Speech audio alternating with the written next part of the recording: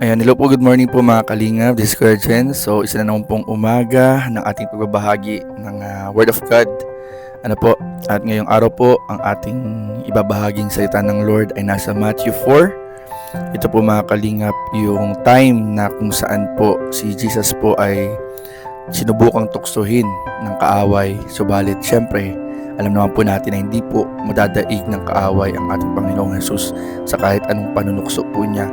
So dito po sa Matthew 4, ay dito nga mga kalingap nangyari yung pagtukso kay Jesus. Sabi dito, pagkatapos nito, dinala ng banal na espiritu si Jesus sa ilang upang tuksohin ng diablo. Doon ay nag-ayuno si Jesus ng 40 days and 40 nights. So nag-fasting po, kaya nagutom siya. Dumating ang manunukso at sinabi sa kanya, kung ikaw nga ang anak ng Diyos, gawin mong tinapay ang mga batong ito. Pero sumagot si Jesus, sinasabi sa kasulatan, hindi lang sa pagkain nabubuhay ang tao, kundi sa bawat salita ng Diyos.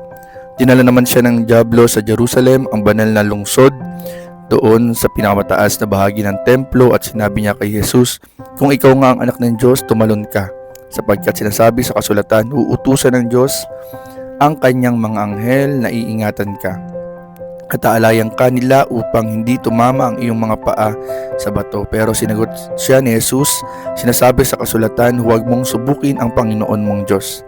Pagkatapos, dinala pa siya ng diablo sa ilang napakataas na bundok at ipinakita sa kanya ang lahat ng kaharian sa mundo at ang kayamanan at kadakilaan ng mga ito. At sinabi ng diablo kay Jesus, ang lahat ng iyan ay ibibigay ko sa iyo kung luluhod ka at sasamba sa akin. Pero sinagot siya ni Jesus, lumayas ka, Satanas, sapagkat sinasabi sa kasulatan, sambahin mo ang Panginoon mong Diyos at siya lamang ang iyong paglingkuran. Pagkatapos nito, iniwan na siya ng diablo. Dumating naman ang mga anghel ng Diyos at naglingkod sa kanya. Ayun, napakaganda po. Ang Lord po nagpuri sa pagkabasa ng kanyang salita. Napakaganda po mga kalingap nung word of the day natin. Word of God ngayong araw na ito mga kalingap. Ito po yung time na si Jesus po ay tinutukso o sinusubok ng mga pagsubok. Sinusubok po siya na parang i-testing po siya ng kaaway nung time na nasa ilang po siya. At katulad nating mga tao po mga kalingap, tumadaan din po tayo sa mga ganyang pagsubok sa buhay po natin. Merong mga pagsubok sa buhay po natin. Hindi lang po natin alam kung kailan darating mga pagsubok, pero dumarating yung pagsubok sa buhay po natin na kung saan po nasubok po yung ating katatagan, yung ating pananampalataya, yung ating faith. Nasubok po ng mga nangyayari po sa ating buhay. Pero tulad ng ginawa po ni Jesus, nilabanan po niya yung mga tukso ng kaaway sa pamamagitan ng salita ng Diyos. Kaya mga kalingap, napakahalaga po na alam po natin yung salita ng Diyos. Mahalaga po na nagbabasa po tayo ng Biblia at tinatandaan po natin yung kanyang mga pangako, yung kanyang mga paalaala, yung kanyang mga turo. Kasi po yan po yung ating gagamitin panglaban sa mga oras na tayo dumadaan sa pagsubok. Kung malalaman lang po natin mga kalingap din, meron din pong parte ng sa Bible, yung pong salita ng Lord ay tinatawag pong sword of spirit. So meron pong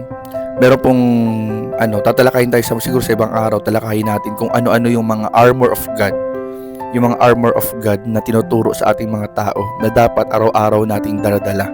So meron po yung sa ulo, may guard sa ulo, may guard sa dibdib, sa paa, may sandata, at isa nga po dyan yung tinatawag na sword of spirit.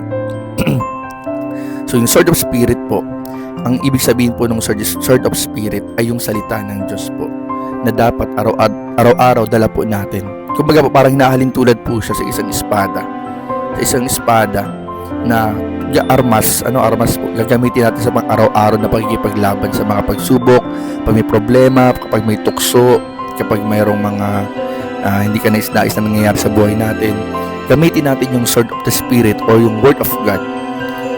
Katulad ng ginawa ni Lord, ginamit po niya yung sword of the Spirit o yung word of God panglaban dun sa kaaway. Di ba po nakita po natin kada aalukin siya ng isang tukso, kung aalukin siya ng pagsubok or parang sinusubok siya, ginagamitan niya ng word of God. At nung time na hindi siya nakuha nung kaaway, hindi siya nasuhulan nung kaaway, ay umalis na po ito. So, ganun po yung nangyayari mga kalim. Kailangan natin gamitin ang word of God. Ulit-ulitin lang po, i-declare lang po natin, gamitin po natin yung word of God para po yung kaaway, mga problema ay mawala, umalis. Ganun po yan. So, meron nga po ako na-attend ng conference po nitong nakaraan lang sa Bulacan. Meron po isang speaker na foreigner, tinuro po niya kung paano lalabanan yung mga pagsubok. So, kunwari may pagsubok daw po tayo sa buhay. At alam niyo po mga kalingap, ang pagsubok po ay normal pong dumarating sa buhay ng isang tao. Wala pong exempted sa pagsubok. Christian ka man, believer ka man, dumadaan pa rin sa pagsubok. Pero ang pinaka-importante po ay kung alam natin kung paano lalabanan yung mga temptation, yung mga pagsubok. So sabi daw po dun, may 4 apat na steps po para labanan yung mga pagsubok na dumarating sa buhay natin. Una, identify po natin yung lie. Identify natin yung lie. Ano yung lie? Yung mga kasinungalingan binubulong ng kaaway. Pangalawa, identify the truth. Identify the truth. Kung ano po ba yung totoo? Yung salita ng Lord. Yung salita ng Lord po ang katotohanan. Tapos yung isa pa po mga kalingap ay yung speak the truth.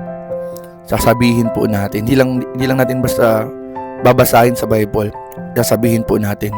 I-declare po natin mga kalingap. Nakalimutan ko yung isa.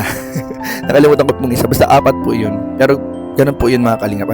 Alamin natin kung ano yung pinakadahilan ng problema natin. Kasi meron po minsan na parang akala natin yun na yung problema.